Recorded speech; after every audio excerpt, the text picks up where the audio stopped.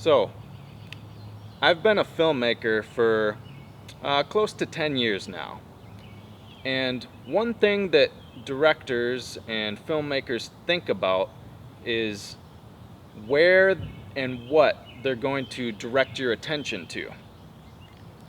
This is one of the great superpowers of filmmaking.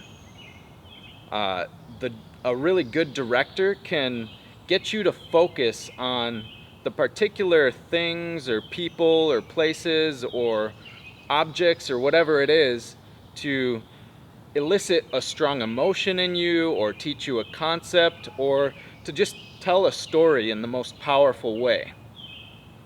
So, for example, if I use a wide shot, I might be trying to get you to see where this story is taking place. Okay, what environment is it taking place in? What is the environment like? Is it outdoors? Is it indoors? I might be trying to get you to focus on the where and what setting this film is taking place in. Now let's say there was a certain object in that setting that was important to the story.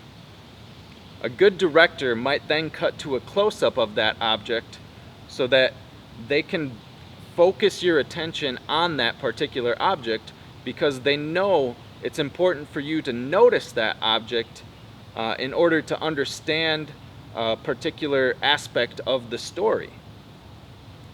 If they would have just stuck with the wide shot, you might have never noticed that object at all, and you would have missed a huge part of the story, and therefore it would have been less powerful. It would have had less of an impact on you. Again, that's the power of filmmaking and the way it's able to direct your attention. And it's a good illustration of the power of our attention. Now, imagine you could take this concept and apply it to your own life.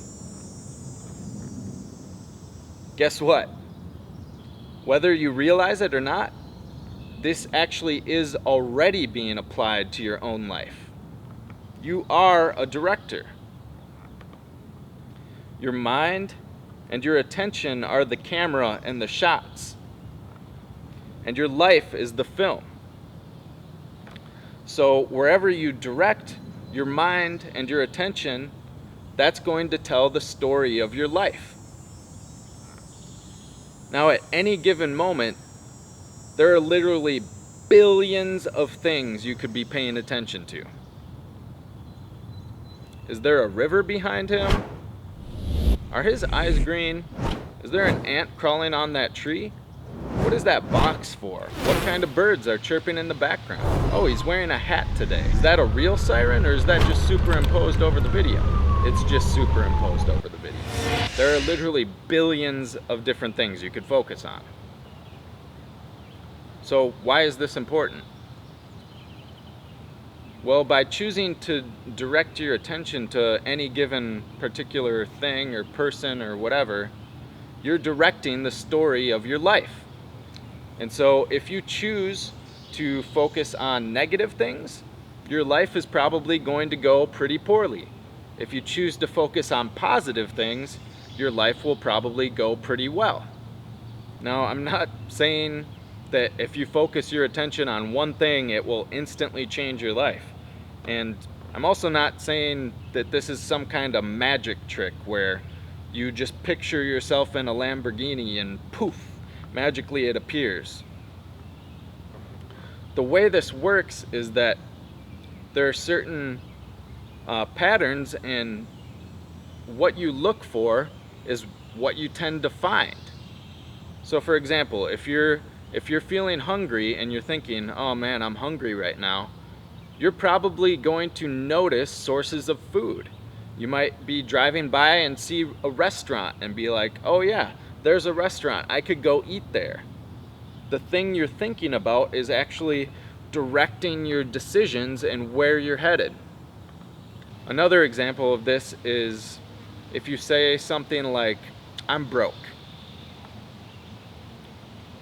If you have that belief and it's constantly repeating in your head, you're going to find opportunities to confirm that belief.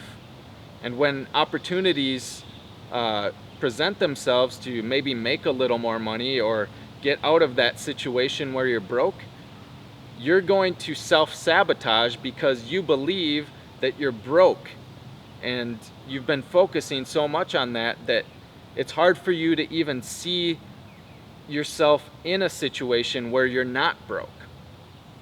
You'll make excuses for why those particular opportunities don't work for you. You'll find ways to sabotage yourself. And so when these thoughts accumulate over time, they create patterns. And those patterns actually direct the direction of your life. Again, you're a director in the film of your life. When I lived in Mississippi, the chaplain at the school I worked for would always have this saying. He would repeat it all the time. He would go, "Sow a thought, reap an action. Sow an action, reap a habit. Sow a habit, reap a character. Sow a character, reap a destiny." Now, we would laugh at it. It was kind of funny. He said it in this really particular way, and he'd say it all the time. So we kind of joked about it. But let that quote just sink in for a moment. Just pause.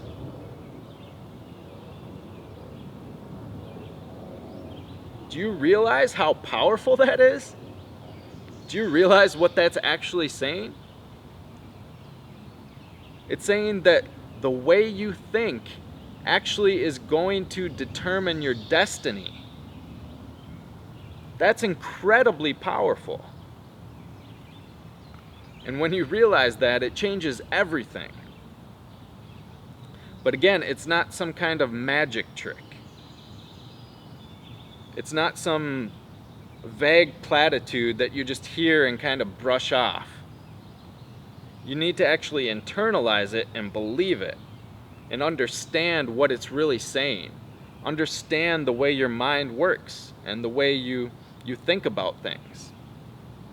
If you truly take it to heart and make changes in your life and change the thought patterns that are happening in your mind and with your attention, what you focus on, it will truly change your life.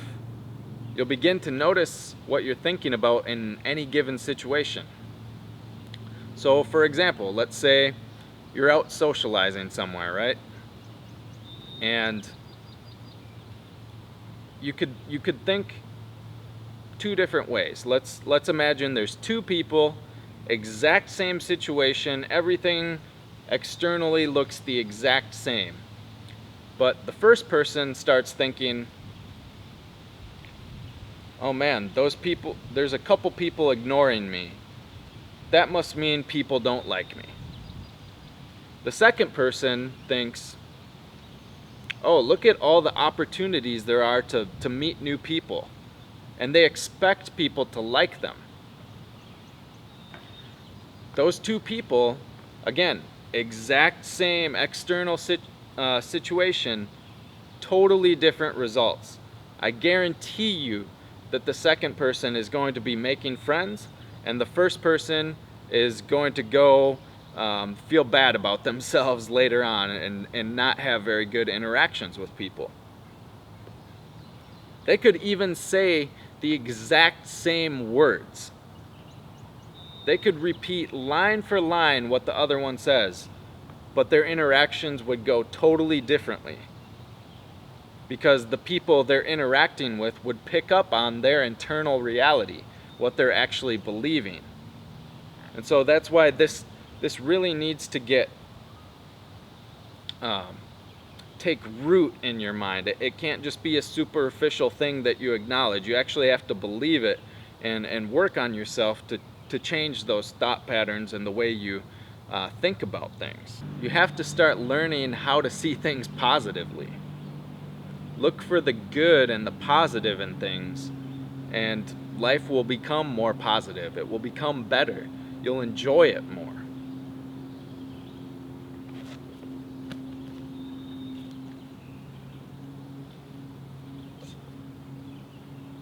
In Paul's letter to the Philippians, Keep in mind, he's writing this from prison. He says, "Finally, brothers, whatever is true, whatever is honorable, whatever is just, whatever is pure, whatever is lovely, whatever is commendable, if there is any excellence, if there is anything worthy of praise, think about these things. What you have learned and received and heard and seen in me, practice these things, and the God of peace will be with you."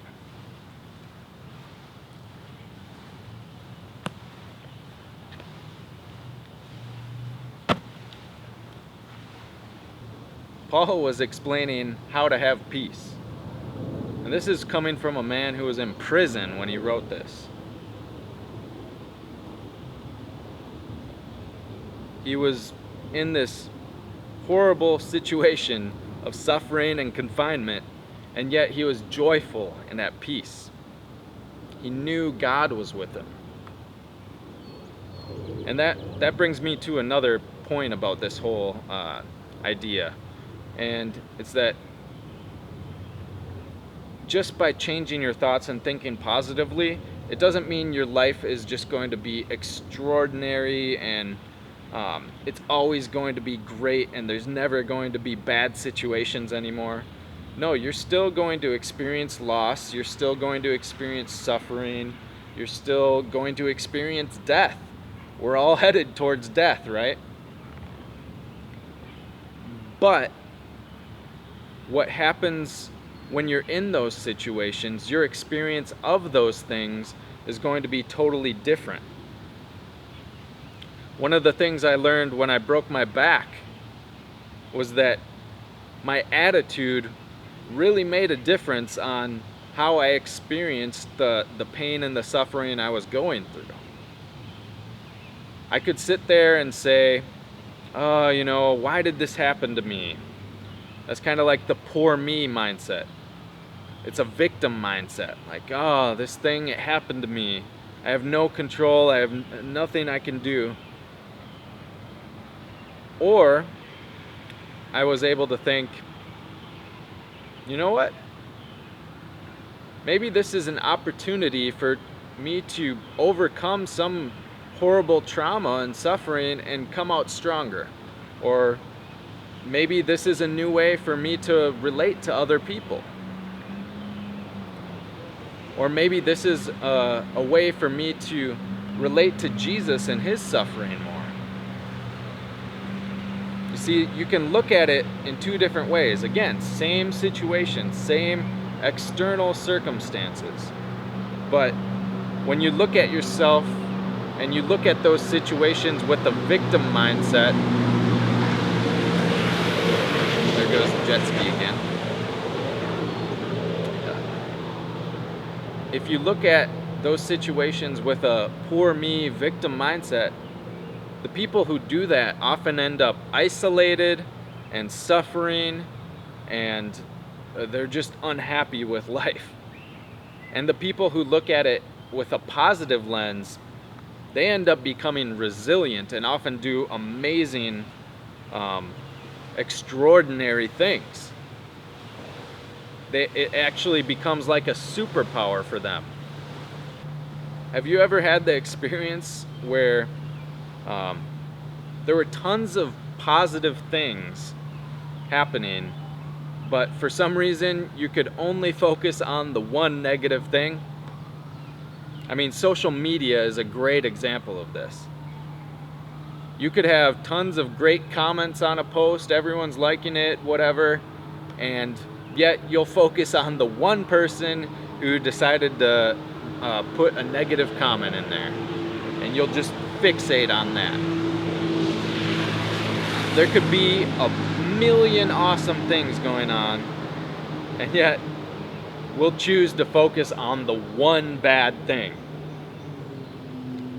I mean, this is what Adam and Eve did in the garden, right? God gave them all the trees and all the plants and all the animals and everything they could have ever asked for.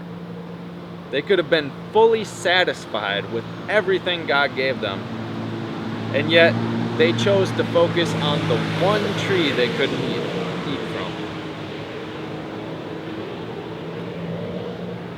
And so I believe that actually happened. It was an actual historical event. But I believe that Scripture has different layers, and I believe that's an archetype for human reality. And so it's something we all do. We've been given every tree and every plant, and we can do whatever we want, and yet we still focus on the one thing that's not for us, not good for us. And if we take this example a little bit deeper, we could even say that the mainstream media is like the serpent, right? The crafty serpent that's getting us to focus on all the negative stuff, all the bad stuff. And so that's just a great example of how this happens, what happens. So what's something you can do about all this? Well, it starts with you. And you really have to change your own thought patterns. I can't do that for you. But I will give you an exercise that might help you out. So what I want you to do is just sit down and write 3 pages. And let your imagination run wild. Write all of your biggest dreams out. Don't limit yourself in any way. You could say you want to do intergalactic space travel or ride a dolphin or whatever it is. Let your imagination run wild, but just write 3 pages, unrestricted, unlimited, what you would want to do in life if there were no limits. And what this is going to get you to do is get your brain thinking about what is possible. You'll start thinking bigger and broader, and it will help you to realize what your goals might be. So goals are very important. If you have goals, you're moving towards something. If you know where you're going, then you can examine your thoughts, your actions, and see if they're leading you towards that goal. If you don't know where you're going, you're not going to end up anywhere you want to be. So you have to have goals. So this exercise will help you to think of things that you might want to make as your goals. And then once you've done this, you should really audit your time and see what you're feeding your mind, what you're spending your time on. Is it leading you towards where you want to be or leading you away from that? And you want to start integrating more things and more thoughts and more actions that are going to lead you towards your goals. And that's going to start help you think in a more positive way. And then as you're doing this, definitely pray, ask God to help you. Ask Him to direct your steps, because He's the ultimate director. He's the one that puts us in all the situations of life. So we need to seek His will as we're going through this, and just ask Him to help you to surrender to whatever His will is. Because really, again, it's not that life is going to be this happy-go-lucky, never suffering sort of thing. It's simply that we're able to let go in any situation and focus on the positive things in any situation, and that's going to help us to be joyful and be peaceful no matter what's going on around us.